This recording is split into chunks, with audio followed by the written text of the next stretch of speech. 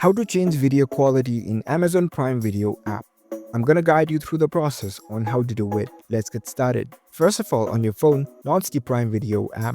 After you are in the app, make sure that you are logged in with your account. Now, in order to change the video quality in any video, you need to go to the settings first.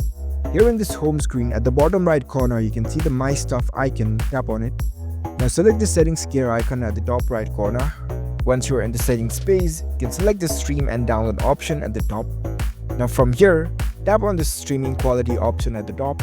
In this stream quality page, you can change the quality of the video that you will be watching. You can see different options over here. There are best, better, good, and data saver options. So you can choose accordingly. In order to select the highest video quality, you can choose this best option. If you are using the internet through the data, you can choose this data saver option in order to consume the less data. So that's it. That's how you can easily change the video quality in Amazon Prime Video app.